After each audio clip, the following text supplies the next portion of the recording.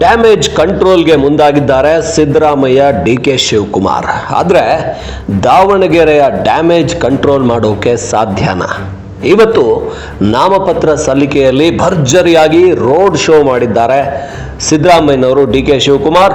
ಆದರೆ ರಂಜಾನ್ ಸಂಭ್ರಮದಲ್ಲಿ ಇಫ್ತಾರ್ ಕೂಟ ಮಾಡಿ ಮುಸ್ಲಿಮರ ಜೊತೆ ಸಿದ್ದರಾಮಯ್ಯನವರು, ಡಿ.ಕೆ. ಶಿವಕುಮಾರ್ ಒಳ್ಳೆಯ ಶುಭಾಶಯ ಕೋರಿ ಒಳ್ಳೆಯ ಬಾಂಧವ್ಯದ ಮಾತಾಡಿದ್ದಾರೆ. ಆದರೆ ಸರ್ವರಿಗೂ ಸಮಪಾಲು, ಸರ್ವರಿಗೂ ಸಮಬಾಳು ಅಂತ ಹೇಳ್ತಾ ನಮಗೆ ಅನ್ಯಾಯ ಮಾಡಿದರೆ ಹೇಗೆ ಅಂತ ಈಗ ಮುಸ್ಲಿಂ ಬಾಂಧವರು ಪ್ರಶ್ನೆ ಮಾಡ್ತಾ ಇದ್ದಾರೆ. ನಮ್ಮ ಬ್ರದರ್ಸ್ ಅಂತ ಹೇಳಿದ್ರಿ ಡಿ.ಕೆ. ಶಿವಕುಮಾರ್ ಅವರೇ, ಈಗ ಬ್ರದರ್ಸ್ಗೆ ಕೊಟ್ಟಿದ್ದೇನು ನೀವು? ಬ್ರದರ್ಸ್ಗೆ ಅನ್ಯಾಯ ಮಾಡ್ತಾ ಇದ್ದೀರಾ?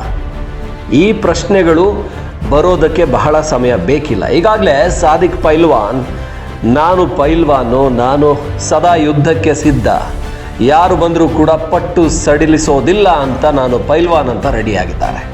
ದಾವಣಗೆರೆಯಲ್ಲಿ ಶಾಮನೂರು ಶಿವಶಂಕರಪ್ಪನವರ ಮೊಮ್ಮಗ ಸಮರ್ಥ ಮಲ್ಲಿಕಾರ್ಜುನ್ ಇವರಿಗೆ ಸೆಡ್ಡು ಹೊಡೆಯೋದಕ್ಕೆ ಕಾಂಗ್ರೆಸ್ನಿಂದ ಈಗಾಗಲೇ ಅಂದರೆ ಬಂಡಾಯ ಅಭ್ಯರ್ಥಿಯಾಗಿ ಸಾದಿಕ್ ಪೈಲ್ವಾನ್ ನಾಮಪತ್ರ ಸಲ್ಲಿಸಿರೋದು. ನಾಮಪತ್ರ ಹಿಂತೆಗೆದುಕೊಳ್ಳೋದಿಲ್ಲ, ನಾನು ಕಣದಲ್ಲಿ ನಿಲ್ಲೋದಕ್ಕೆ ಸದಾ ಸಿದ್ಧ, ನನ್ನ ರಾಜಕೀಯ ಗುರುಗಳು ಅಂದರೆ ಶಾಮನೂರು ಶಿವಶಂಕರಪ್ಪನವರು. ಆದರೆ ಅವರ ಅಡಿಯಲ್ಲಿ ಬೆಳೆದವನು, ನಮ್ಮ ಸಮುದಾಯಕ್ಕೋಸ್ಕರ ನಾನು ದುಡಿದವನು.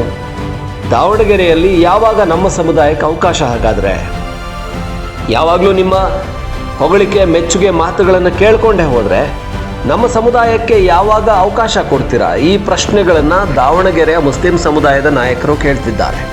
ಇನ್ನೊಂದು ಕಡೆ SDPIನಿಂದ ಸ್ಪರ್ಧೆಗೆ ಅಫ್ಸರ್ ಕೊಡ್ಲಿಪೇಟೆ ತಯಾರಾಗಿದ್ದಾರೆ ಅನ್ನುವಂಥ ಮಾಹಿತಿ, AIMIMನಿಂದ ಕೂಡ ಸ್ಪರ್ಧೆ ಇದೆ ಅನ್ನುವಂಥದ್ದು.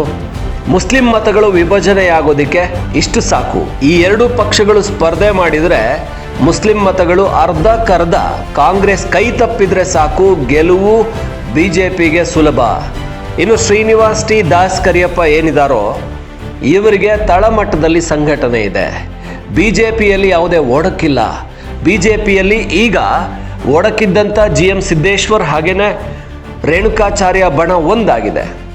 ಟಿಕೆಟ್ ಕೊಡುವಂಥ ವಿಚಾರದಲ್ಲಿ ನಮ್ಮನ್ನು ಒಂದು ಸಾರಿ ವಿಚಾರ ಮಾಡಬೇಕಿತ್ತು ಅಂತ ಹೇಳಿದರೂ ಕೂಡ ಯಾವುದೇ ವಿರೋಧನ ವ್ಯಕ್ತಪಡಿಸ್ತಾ ಇಲ್ಲ. ನಮ್ಮ ಹುಡುಗನೇ ಶ್ರೀನಿವಾಸ್ ಟಿ ದಾಸ್ ಕರಿಯಪ್ಪ ಅಂತ ಹೇಳಿ ರೇಣುಕಾಚಾರ್ಯ ಹೇಳಿರುವಂಥದ್ದು. ಜೊತೆಗೆ ST ಸಮುದಾಯದ ಯುವಕನಿಗೆ ಅವಕಾಶ ಕೊಟ್ಟಿರುವಂಥದ್ದು ಒಂದು ಪಾಸಿಟಿವ್ ಆಗಿದೆ. ಜೊತೆಗೆ ಯಾವುದೇ ಬಣಕ್ಕೆ ಟಿಕೆಟನ್ನು ಕೊಟ್ಟಿಲ್ಲ ಅನ್ನೋದು ಕೂಡ ಇಲ್ಲಿ BJP ಅಭ್ಯರ್ಥಿಗೆ ಪ್ಲಸ್. ಯಾಕೆಂದರೆ ಸಿದ್ದೇಶ್ವರ್ ಬಣ, ಈ ಕಡೆ ರೇಣುಕಾಚಾರ್ಯ ಬಣ ಅಥವಾ ಮತ್ತೊಬ್ಬರು ಅಥವಾ ಲಿಂಗಾಯತ ಸಮುದಾಯಕ್ಕೆ ಇವರಿಗೆಲ್ಲ ಕೊಟ್ಟಿದ್ದಿದ್ರೆ ನೋಡಿ BJPಯವರು ಕೂಡ ಸಮುದಾಯಕ್ಕೆ, ಕುಟುಂಬಕ್ಕೆ ಟಿಕೆಟ್ ಕೊಟ್ಟಿದ್ದಾರೆ ಅನ್ನುವಂಥದ್ದು ಆಗ್ತಾ ಇತ್ತು. ಈಗ BJP ಮಾಡಿರೋ ಆಯ್ಕೆ ಇದೆಯಲ್ಲ, ಯಾವ ರೀತಿಯಲ್ಲೂ ಕೂಡ ಕಾಂಗ್ರೆಸ್ BJP ಆಯ್ಕೆಯನ್ನು ಟೀಕೆ ಮಾಡೋದಕ್ಕೆ ಚಾನ್ಸೇ ಇಲ್ಲ.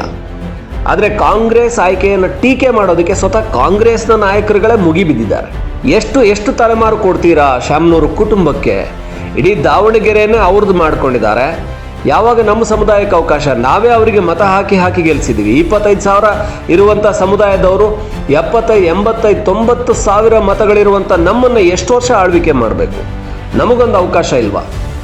ಈ ಪ್ರಶ್ನೆಗಳಿಗೆ ಸಿದ್ದರಾಮಯ್ಯನವ್ರ ಬಳಿನೂ ಉತ್ತರ ಇಲ್ಲ, ಡಿ.ಕೆ. ಶಿವಕುಮಾರ್ ಅವ್ರ ಬಳಿನೂ ಉತ್ತರ ಇಲ್ಲ.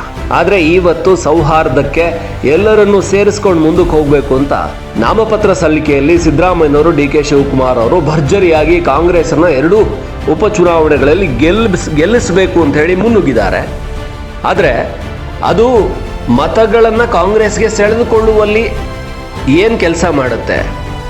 ಈ ಬಾರಿ ಸಿದ್ದರಾಮಯ್ಯನವರು, ಡಿ.ಕೆ. ಶಿವಕುಮಾರ್ ಇಬ್ಬರಿಗೂ ಕೂಡ ಕಳೆದ 3 ಕ್ಷೇತ್ರಗಳ ಉಪಚುನಾವಣೆ ಏನಾಯಿತೋ ಲೋಕಸಭೆಯ ನಂತರ ಆ ರೀತಿಯ ಸುಲಭ ಸವಾಲು ಇಲ್ಲ.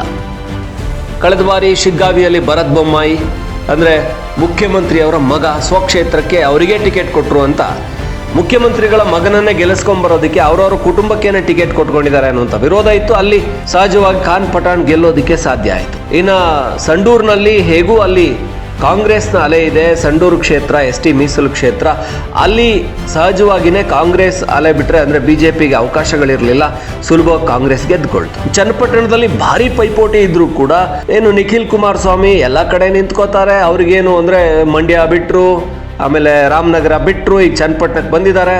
ಇವರಿಗೆ ಹಾಸನನೂ ಬೇಕು, ರಾಮನಗರನೂ ಬೇಕು, ಚನ್ನಪಟ್ಟಣನೂ ಬೇಕು, ಎಲ್ಲಂದ್ರಲ್ಲಿ ನಿಲ್ತಾರೆ. ಆಕ್ರೋಶ ಇತ್ತು. ಆ ನಿಖಿಲ್ ಸಿಕ್ಕಾಪಟ್ಟೆ ಅವರು ಕೂಡ ಎಲ್ಲಂದ್ರಲ್ಲೂ ಓಡಾಡ್ತಾರೆ, ಯಾವುದೇ ಒಂದು ಕ್ಷೇತ್ರಕ್ಕೆ ಕಮಿಟ್ ಆಗಲ್ಲ.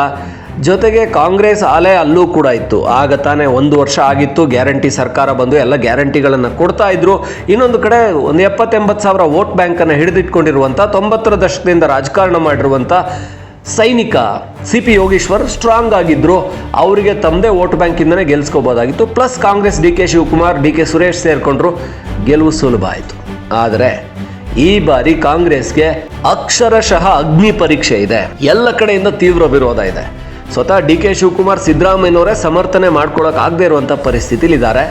ಅಲ್ಪಸಂಖ್ಯಾತ ಸಮುದಾಯಕ್ಕೆ ಏನು ಕೊಟ್ಟಿದ್ದೀರಾ? ಟಿಕೆಟ್ ಒಂದು ಶಾಸಕ ಸ್ಥಾನ ಕೊಡೋದಿಲ್ಲ ಅಂತ ಹೇಳಿದರೆ ನೀವಿನ್ನೇನು ಕೊಡ್ತೀರಾ?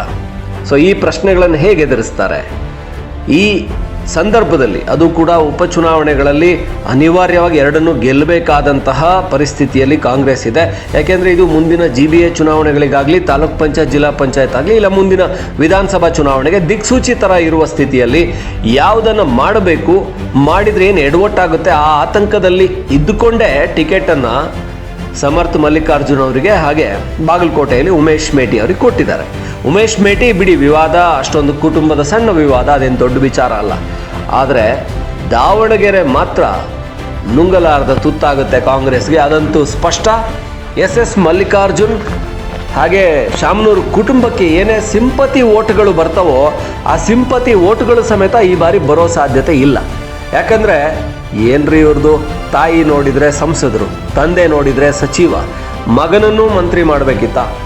ಒಂದು ವೇಳೆ ಶಾಮನೂರು ಕುಟುಂಬದಲ್ಲೇ ಶಾಮನೂರು ಅವರ ಮಕ್ಕಳು ಬಕೇಶ್ ಇರ್ಬೋದು ಅಥವಾ ಬೇರೆಯವರಿಗೆ ಕೊಟ್ಟಿದ್ದಿದ್ರೆ ಆಗ ಒಂದು ಮಟ್ಟಿಗೆ ಓಕೆ.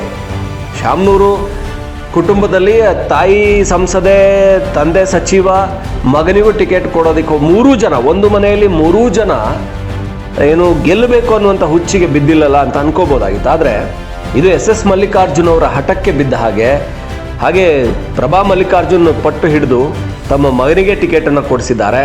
ಇದು ಕಾಂಗ್ರೆಸ್ನ ಏನು ಕುಟುಂಬ ರಾಜಕಾರಣ ಒಂದು ಕಡೆ ಆದರೆ, SS ಮಲ್ಲಿಕಾರ್ಜುನ್ ಅವರು ಅವರ ಕುಟುಂಬದಲ್ಲೇ ಎಲ್ಲವೂ ಇರಬೇಕು, ಎಲ್ಲ ದಾವಣಗೆರೆನೇ ಅವರ ಕುಟುಂಬದ ಕಂಟ್ರೋಲಲ್ಲಿ ಇರಬೇಕು ಅನ್ನೋ ರೀತಿಯಲ್ಲಿ ತೆಗೆದುಕೊಂಡಿರೋ ನಿರ್ಧಾರ ಅಂತ ಆಕ್ರೋಶ ವ್ಯಕ್ತ ಆಗೋದಂತೂ ಸ್ಪಷ್ಟ. ಇದರಿಂದ ಕಾಂಗ್ರೆಸ್ಗೆ ದೊಡ್ಡ ನಷ್ಟ. ಗೊತ್ತಿಲ್ಲ ಇದನ್ನು ಹೇಗೆ ಹ್ಯಾಂಡ್ಲ್ ಮಾಡ್ತಾರೆ ಸಿದ್ದರಾಮಯ್ಯನವರು, ಡಿ ಕೆ ಶಿವಕುಮಾರ್. ಈ ಮುಸ್ಲಿಂ ಮುಖಂಡರ ಮನವೊಲಿಸುವಂಥ ಸಾಧ್ಯತೆ ಇದೆಯಾ? ಮನವೊಲಿಸಿದ್ರೂ ಕೂಡ ಅಂಡರ್ ಕರೆಂಟಲ್ಲಿ ಏನಾಗ್ತಾ ಇದೆ? ಮುಖಂಡರು ಮನವೊಲಿಸಿದ್ರೂ ಕೂಡ ಅಂಡರ್ ಕರೆಂಟ್ನಲ್ಲಿ ಏನಾದರೂ ಮುಸ್ಲಿಂ ಮತದಾರರೇನಾದರೂ ಕಂಪ್ಲೀಟಾಗಿ ಕೈ ಕೊಟ್ಟರೆ, SDPIಯೋ AMIMO ಇಲ್ಲ ಅಂತ ಹೇಳಿದರೆ ನೋಟಾಗೋ, ತುಂಬ ಜನ ಮುಸ್ಲಿಂ ಸಮುದಾಯದ ಮುಖಂಡರು ಅಲ್ಲಿ ಪ್ರತಿಭಟನೆ ಮಾಡ್ತಾ ಇದ್ರು ಹಿಂದೆ ಕೂಡ, ನಮ್ಮ ವೋಟ್ಗಳು 10ರಿಂದ 20 ಸಾವಿರ ವೋಟ್ಗಳನ್ನ ನಾವು ನೋಟಾಗಿ ಹಾಕ್ತೀವಿ ಈ ಬಾರಿ ಅಂತ. ಹಾಗಾಗಿ ಇದೆಲ್ಲವೂ ಕೂಡ ಸಿದ್ದರಾಮಯ್ಯನವರು, ಡಿ ಕೆ ಶಿವಕುಮಾರ್ಗೆ ಬಿಗ್ ಚಾಲೆಂಜ್ ಆಗುತ್ತೆ. ಈ ಬಾರಿ ದಾವಣಗೆರೆ ಫಲಿತಾಂಶ BJPಗೆ ಕೂಡ ಪ್ಲಸ್ ಆಗುವಂಥ ಲಕ್ಷಣಗಳು ಇಲ್ಲೇ ಕಾಣಿಸ್ತಾ ಇದೆ. ಯಾವುದೇ ಸುದ್ದಿಯ ಅಪ್ಡೇಟ್ ಅನ್ನ ಮಿಸ್ ಮಾಡ್ಕೊಳ್ಬಾರ್ದು ಅಂದ್ರೆ ಈಗ್ಲೇ ಒನ್ ಇಂಡಿಯಾವನ್ನ ಸಬ್ಸ್ಕ್ರೈಬ್ ಮಾಡಿ.